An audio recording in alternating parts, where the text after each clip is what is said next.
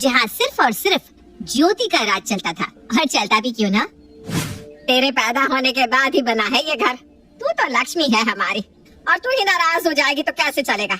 चल अब बता, कौन सी लड़की सही रहेगी तेरे भैया के लिए। मैं क्या बताऊं मम्मी, शादी तो भैया को करनी है। क्या बताऊं क्या? जैसे कि तेरी मर्जी के बिना मैं किसी लड़की को सिलेक्ट कर लूंगा। हाँ, ज्योति भवन में तो वही आएगी जो मेरी प्यारी बहना को भाएगी। और उन सभी लड़कियों में से ज्योति को पसंद आती है निधि की तस्वीर। सूरज का परिवार निधि से मिलता है और पहले ही बातचीत के बाद दोनों का रिश्ता पक्का हो जाता है। मानना पड़ेगा निधि, तेरे पार की नजर को दूसरी लड़की देखनी भी नहीं पड़ी। मैं ऐसे ही मेरी बेटी के हाथों को शुभ नहीं करता। ज्योति ने तो अपना काम कर दिया, पर अभी काम खत्म नहीं हुआ सुषमा जी। असली काम तो अभी बाकी है। बहू को चढ़ाने के लिए गहने लेने होंगे, लेन देन का सामान लेना होगा, वो सब देखना है आपको। है ना ज्योति, यही करेगी। अपने भाई की शादी तक तू ससुराल नहीं जा रही बेटा। मैं दामाद जी से बात कर लेती हूँ, वरना यहाँ सब कैसे निपटेगा। तभी दरवाजे से विक्रम आता है। भाई की शादी है तो उसकी इकलौती बहन को दौड़ भाग तो करनी ही पड़ेगी। अब फिक्र मत कीजिए माँ, साले साहब की शादी तक मैं यहीं आकर खा लिया करूंगा, तो ज्योति को मेरे खाने की टेंशन भी नहीं होगी। पर हाँ, शादी के दूसरे दिन अपनी बीवी को ले जाऊंगा, मैं पहले से कह देता हूँ। यूँ तो ज्योति की शादी को साल भर होने को आ रहा था, पर आज भी वो अपने मायके में सबकी चहेती थी। उसके बिना उसके मायके में पत्ता भी नहीं हिल सकता था। अपनी नई बहू के गहने खरीदने के लिए सुषमा ज्योति को लेकर ज्वेलरी शॉप पर जाती है। इतने सारे गहने हैं यहाँ तो, हे भगवान, आजकल के चलन का गहना तो मुझे समझ में नहीं आता। तू ही देख कर बेटा, अब जो करना है तुझे ही करना है। मैं तो काम कर करके पहले ही परेशान हो गई हूँ। पहले तू गहने देख, फिर तुझे सूरज की शेरवानी भी फाइनल करनी है। तभी ज्योति के फोन पर नरेंद्र का कॉल आता है। व्हाट्सएप किया है कार्ड बेटा, बता तो कौन सा फाइनल करवाऊं। जब तक तेरी मंजूरी नहीं होती शांति नहीं मिलती मुझे। और पूरे 1 महीने ज्योति ऐसी बिजी हो जाती है कि एक टांग पर खड़ी कभी किसी की मदद कर रही है तो कभी किसी की। और उसके बाद आ जाता है वो दिन जिसका सभी को इंतजार था। अपने भाई की शादी के फंक्शन में उसकी वरमाला की रस्म एंजॉय करती हुई ज्योति जोर जोर से शोर मचा रही थी कि तभी मोहल्ले की पड़ोसन रसगुल्ला खाते हुए ज्योति के जीवन में कड़वाहट घुलने आ जाती है। डाल दो भाभी वरमाला, मैं आपकी साइड ही हूँ, उछल के डाल दो। अरे वाह, बड़ी खुश हो ज्योति तुम। अपनी बर्बादी पर पहली बार किसी को इतना खुश होते देख रही हो। हाँ आंटी, मैं बहुत ज्यादा खुश हूँ। आफ्टर ऑल मेरे भाई की दुल्हनिया चुगर आ रही है, और पसंद भी तो मेरी है, तो खुश तो होना ही है। क्या बताऊँ मैं आपको आंटी जी, मेरी पसंद के बिना भैया शर्ट भी नहीं खरीदते। हाय रे ज्योति, यूं तो तू बिहाए गई, पर दुनियादारी की समझ तुझमें अभी भी नहीं आई। शादी के बाद कौन भाई पूछता है बहन को। क्या आंटी जी, आप नहीं जानती क्या? मेरी शादी को 1 साल हो गया है, पर आज भी भैया मुझे अपनी पलकों पर बिठा के रखते हैं। जरा सी आ नहीं निकलती मेरी कि फौरन मेरे घर पहुंच जाते हैं। दिन में 10 बार तो मम्मी फोन कर देती है, क्या बनाया क्या नहीं। तू समझी नहीं बेटा, तब तक तेरी शादी हो रखी थी, पर सूरज तो कमा रहा था ना। अब उसके जीवन में निधि आ गई है, असली बदलाव तो अब देखने को मिलेगा बेटा। गीता के मुंह से ऐसी बातें सुनकर ज्योति को धक्का लगता है, और अगले ही पल उसे गीता की बात का प्रमाण भी मिलना शुरू हो जाता है। विदाई के वक्त ज्योति जैसे ही अपनी भाई की गाड़ी में बैठने जाती है, सूरज कहता है, अब निधि का लहंगा खुद ही इतना एरिया कवर कर लेगा। अरे कहाँ बैठेगी तू हमारे साथ? मैं कोई पागल थोड़ी ना भैया, मैं तो आगे बैठ रही थी। पर मेरी साली ने पहले ही कह दिया था कि वो आगे बैठेगी। अभी तो निधि अपने ससुराल पहुंची भी नहीं थी, और ज्योति को लेफ्ट आउट फील होना शुरू भी हो जाता है। वक्त फेरी की रस्म के बाद सभी थके हारे आराम कर रहे थे कि निधि हॉल में आकर सभी से कहती है, मैं चाय नाश्ता लगा दूं मम्मी जी? तो भी तो शादी की रस्मों में थक गई होगी ना बहू, जा आराम कर, हम बाहर से नाश्ता मंगवा लेते हैं। तो सुभाष की समोसे मंगवा लो ना मम्मी, 1 नंबर समोसे होते हैं उसके। अरे रुक जा बेटा, अपनी भाभी से तो पूछ ले उन्हें क्या खाने का मन है। बता बेटा क्या खाएगी तू, वही मंगवाते हैं। कोई मैगी ला दे तो मैं मैगी बना दूं मम्मी जी। क्यों बेकार में तेल में सने हुए समोसे कचौड़ियाँ बाहर से लाना, और उससे तो शरीर ही खराब होगा। 2 मिनट लगेंगे, एक स्टोव पर चाय और दूसरे पर मैगी बना दूंगी। मैगी? अब पहले की तरह रहने से नहीं चलेगा सुषमा जी, बहू नए जमाने की है। अब हमें भी इन्हीं के पसंद से चलना होगा। जा बहू बना ले मैगी, हम भी तो खा कर देखे तेरे हाथ की मैगी। निधि किचन में जाकर सभी के लिए मैगी बना कर लाती है। अरे वाह निधि, क्या मैगी बनाई है तूने? ज्योति, ये सुभाष के समोसे से तो लाख गुना अच्छा है, खा कर तो देख जरा। वाह बहू वाह, अब तो लगता है शाम के नाश्ते में मैगी ही खानी पड़ेगी। सच्ची इतनी अच्छी बनी है? फिर तो मैं भी खा कर देखती हूँ।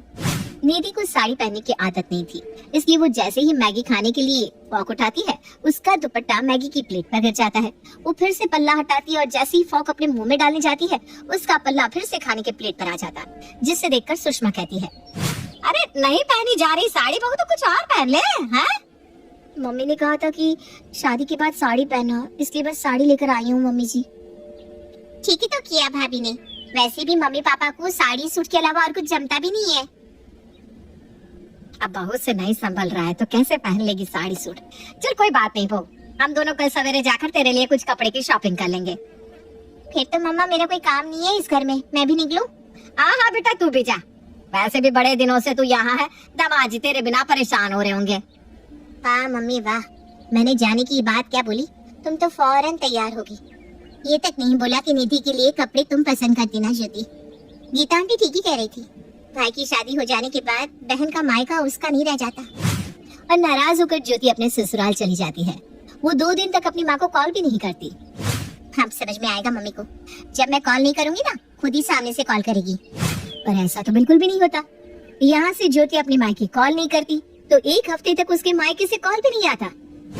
क्या बात है डार्लिंग, इस बार तो तुम बड़े दिनों तक अपने ससुराल में टिक गई, वरना हर 3 दिन के बाद एक बार अपने मायके जाए बिना तुम रहती नहीं थी। क्या हुआ, पत्नी के आते ही साले साहब बहन को भूल गए क्या? पागल हो क्या, ऐसा हो सकता है भला? कभी भी नहीं। वो मेरा घर है, जिस घर का नाम ही मेरे नाम पर हो वहाँ किसी और की कैसे चल सकती है। अभी मम्मी को कॉल करती हूँ, जरूर हर बार की तरह उन्होंने फोन इधर उधर रख दिया होगा। ये कहकर ज्योति अपनी माँ को कॉल लगाती है। हाय मम्मी, नाश्ते में क्या बन रहा है? अब मुझे नाश्ते की क्या चिंता बेटा, निधि ने ही सब कुछ संभाल लिया है, मुझे रसोई में जाने ही नहीं देती। जरा वीडियो कॉल कर, मैं तुझे दिखाती हूँ। आज बहू ने मुझे गाउन पहनाया है। अरे बहू जरा बताना तो वीडियो कॉल कैसे लगाते हैं? निधि आकर सुषमा के फोन से अपनी ननद को वीडियो कॉल करती है, जिसे देखते ही सूरज कहता है, अरे ज्योति से बात कर रहे हो तुम लोग? बढ़िया है, मैं अभी तुझे कॉल करने ही वाला था ज्योति। कल शाम को ठीक 5 बजे जीजा जी के साथ यहाँ पधार जाना। अभी तो बीवी आ गई है, बहन के बिना रहने की आदत डाल लो भैया। अरे तू समझी नहीं, बात यह है कि तेरी भाभी ने कल डिनर प्लान किया है, मेरे सारे कलीग्स को भी बुलाया है, तुम भी जरूर से आना। पहली बार ज्योति को ऐसा लग रहा था मानो उसके खुद के ही घर में उसकी कोई वैल्यू ही ना रह गई हो। अगले दिन ज्योति अपने मायके पहुंचती है, जहाँ वो देखती है कि हर तरफ बस निधि निधि निधि भाभी भाभी हो रहा था। 1 हफ्ता नहीं हुआ भाभी को आए और अभी से सब निधि निधि करने लगे। बहुत हो गया, अब मैं ऐसा नहीं होने दूंगी। ये परिवार मेरा है और मेरा परिवार मुझे भूल नहीं सकता, और भूले तो मैं याद दिला दूंगी। इस घर में सबसे इम्पोर्टेंट मैं थी और मैं ही रहूंगी। और बाकी गेस्ट के जाते ही ज्योति का अनाउंसमेंट करती है, 1 हफ्ते तक मैंने किसी से बात नहीं की और ना किसी ने पूछा कि मैंने ऐसा क्यों किया। चलो आज मैं ही बता देती हूँ। असल में बात यह है कि भैया की शादी की तैयारियों में मैंने अपनी सेहत का ध्यान ही नहीं रखा, पर जब शादी के बाद अपने घर गई तो मेरी तबीयत बिगड़ने लगी, तो मैंने चेकअप करवाया और मुझे पता चला कि मैं माँ बनने वाली हूँ। क्या तू मतलब मैं मामा बनने वाला हूँ? मेरा बच्चा, अरे सुषमा जी मैं नाना बनने वाला हूँ और आप नानी। अब आप बुढ़िया हो गई है, समझ लीजिए औदा बढ़ने वाला है आपका। इतनी बड़ी खुशी तूने हमें देने में इतनी देर क्यों लगा दी बेटा? भगवान तेरा लाख लाख शुक्र है, बहू के पैर तो सच में बहुत ही शुभ है। बहू आते ही हमारी बेटी के जीवन में खुशियाँ लेकर आ गई। मम्मी भाभी की तारीफ तो ऐसी करी जैसे उन्होंने ही मेरे पेट में मंत्र फूंक कर मुझे प्रेग्नेंट किया हो। और सभी का ध्यान अपनी ओर खींचने के लिए ज्योति बेहोश हो जाती है। फिर क्या था, होने वाले मामा जी मम्मी पापा नाना नानी फौरन ज्योति को उठाकर अंदर कमरे में ले जाते हैं। एक तरफ निधि ज्योति के चेहरे पर पानी की छींटे देती है तो दूसरी ओर सूरज उसकी हथेली पगथली रगड़ता है। मम्मी जल्दी से डॉक्टर को फोन करो ना, मेरी बहन और मेरे भांजे को कुछ नहीं होना चाहिए।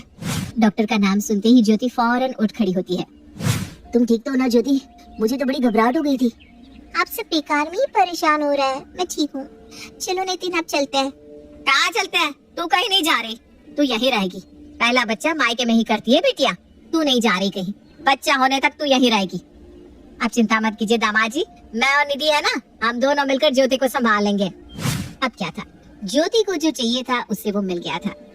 अगली सुबह सुषमा एक साड़ी वाली को अपने घर बुलाती है। सभी अपने लिए साड़ियाँ पसंद कर रहे होते हैं और जैसे ही निधि अपनी पसंद की साड़ी पर हाथ रखती है, ज्योति कहती है, हाँ वही साड़ी मुझे पसंद है भाभी। पर हाँ बेटा, जो तुझे पसंद है वही साड़ी तू रख। वैसे भी इस हालत में माँ जितनी खुश है बच्चा उतना ही स्वस्थ होता है। चल बता, अब क्या खाएगी तू, क्या इच्छा है तेरी? मैं क्या बोलूं मम्मी, नाश्ते में तो मैगी ही मिलेगी ना। अरे मैं अभी जाता हूँ सुभाष के समोसे लेना, ठीक है मेरे लाडो। अब धीरे धीरे ज्योति अपने मायके को ही अपना घर समझने लगती है। वो अपनी सारी फ्रेंड को फोन करके अपने घर बुलाती है और एक छोटी सी पार्टी रख लेती है। भाभी, आज मेरी कुछ फ्रेंड्स घर आने वाली हैं, तो आप सभी के लिए खाने का इंतजाम कर दीजिएगा। वैसे तो मैं ही खाना बना लेती, पर इस हालत में मैं अगर किचन में जाऊंगी तो बेकार में मम्मी आप पर भड़क जाएंगी। आप जानती है ना मम्मी मुझे लेकर कितनी पॉसेसिव है। कुछ देर में ज्योति की सारी सहेलियां वहाँ पहुँच जाती है। भाभी, ड्रिंक्स लाना तो। हाँ दीदी। निधि हॉल में ड्रिंक्स लेकर जाती है। नहीं नहीं भाभी, मेरे गले में खराश है। अरे तो तू चाय पीना। भाभी, आप नेहा के लिए एक कप चाय ले आओ, तब तक हम कार्ड खेलना शुरू करते हैं। Okay girls? और इसके आधे घंटे बाद ना आप स्नैक्स ला सकती हो भाभी। और कुछ इस तरह प्रेग्नेंट होने के नाम पर ज्योति अपनी भाभी से नौकरों की तरह काम करवाती रहती। ऐसे ही 3 महीने बीत जाते हैं। एक सुबह जब निधि खाना बना रही थी, वो ज्योति से कहती है, दीदी अगर आप फ्री हो तो आप जरा कपड़े देख लोगी, क्योंकि मुझे खाना बनाने में बहुत वक्त लग जाएगा और कपड़े टाइम से नहीं धुले तो सूखेंगे नहीं। मौसम तो आजकल कैसा हुआ पड़ा है, आप देख ही रही हैं। मुझसे काम करवाओगी भाभी तुम? ऐसा तो मैं होने नहीं दूंगी। ज्योति उठकर वॉशिंग मशीन के पास तो जाती है, पर वहीं उल्टी करने का ड्रामा करने लगती है। ओह गॉड, कितनी खराब स्मेल है इस डिटर्जेंट की। मुझे उल्टी होने लगेगी। मेरा पेट, मेरा जी बहुत घबरा रहा है। मम्मी भैया, कोई है क्या? और ये बोलती हुई ज्योति हॉल में आकर बेहोश होकर गिर पड़ती है। क्या जरूरत है निधि तुम्हें ज्योति को कपड़े धोने को बोलने की? वो जो बोल दिया होता। हाँ होती है यार। निधि तुम न जाने क्या क्या करवा कर मानोगी मेरी बहन से। अरे ठीक है बेटा, कोई बात नहीं। इस हालत में अक्सर ना हमें किसी न किसी चीज की स्मेल से उल्टी आने लगती है। मुझे फिक्र तो इस बात की हो रही है कि 3 महीने हो गए और अभी तक ज्योति का पेट बाहर क्यों नहीं आया? आ जाएगा ना मम्मी, वो तो मैंने ढीले कपड़े पहन रखे हैं ना, और इस घर में मुझे स्ट्रेस भी तो कितना दे रही है भाभी, इसीलिए शायद। अपनी माँ की बातों को सुनकर ज्योति को भी जरा टेंशन हो जाती है और अपने कमरे में जाकर ज्योति दिमाग लगाना शुरू करती है। लगता है मैंने अपनी प्रेगनेंसी को कुछ ज्यादा ही हल्के में ले लिया। मुझे अपनी हरकतों में थोड़ा चेंज करना पड़ेगा और इस पेट को भी बाहर करना पड़ेगा। और यहाँ ज्योति एक छोटी सी गलती कर देती है। एक दिन पहले ही सुषमा ज्योति से उसके पेट के बारे में पूछती है और अगले ही दिन ज्योति अपने पेट में एक पिलो लगा लेती है, जिसे देखते ही सुषमा फट से सब समझ जाती है। अरे बेटा, एक दिन में तेरा पेट इतना ज्यादा बाहर आ गया है? मुझे लगता है हमें डॉक्टर को दिखा देना चाहिए। कहीं तेरे पेट में जुड़वा बच्चे हुए तो और ज्यादा देखभाल करनी पड़ेगी तेरी। सही तो मम्मी, मैं वही बताने जा रही थी आपको। याद है आपको कुछ दिन पहले मेरी सहेलियां घर आई थी, उसमें से ना एक डॉक्टर थी, उसी ने मुझे कहा कि शायद मेरे पेट में ट्विंस है। देखिए, मानना पड़ेगा आपकी पार की नजर को। अपनी बेटी की साड़ी के अंदर से तकिया निकालते हुए सुषमा कहती है, आ गई मेरी नाती बाहर। अब बता, शर्म नहीं आई तुझे इतना घटिया नाटक करते हुए? तुझे पता भी है तेरे होने वाले बच्चों की सलामती के लिए दामाद जी हर रोज मंदिर पैदल चलकर जाते हैं, हर शुक्रवार व्रत करते हैं। तेरे भाई ने तो अभी से अपने भांजे या भांजी के लिए पैसे जोड़ने शुरू कर दिए थे। कितने खुश थे तेरे पापा। सबका दिल तूने तोड़ दिया बेटा, सबका। और क्यों किया तूने ऐसा? आप लोग, क्योंकि भाभी कहती है आप लोगों का बर्ताव मेरी तरफ बदल गया। एक पल में ही आप सबने मुझे पराया कर दिया। तो तू ऐसा करेगी? ये नहीं सोचा तूने कि तेरी भाभी अपना घर छोड़कर यहाँ आई है? अगर हम उसे कंफर्टेबल फील नहीं करवाएंगे तो इस घर में वो कैसे एडजस्ट करेगी? हाँ? तू हमारी बेटी है, हमारी बेटी ही रहती, पर हमारा ध्यान खींचने के लिए तूने जो किया उसके बाद तो तू मेरी आंखों के सामने से अभी की अभी चली जा, वरना मैं तुझे कुछ बुरा बोल दूंगी। और तभी अचानक निधि को उल्टी आने लगती है और सभी को पता चलता है कि निधि प्रेग्नेंट है। जिस जरिए का इस्तेमाल करके ज्योति सभी का ध्यान अपनी ओर खींचना चाह रही थी, वो उस पर ही उल्टा पड़ गया। रात को जब सूरज और नरेंद्र घर वापस आते हैं तो सुषमा उनसे कहती है, ज्योति का बच्चा नहीं रहा, पर भगवान ने हमें वो बच्चा हमारी बहू के जरिए दे दिया। बहू प्रेग्नेंट है। और इस तरह सुषमा और निधि ज्योति की इज्जत सभी के सामने बचा लेती है। और जैसे ही ज्योति को ये महसूस होता है कि वो बुआ बनने वाली है, वो अपने मन से सारे बैर भाव हटाकर अपनी भाभी को गले लगा लेती है।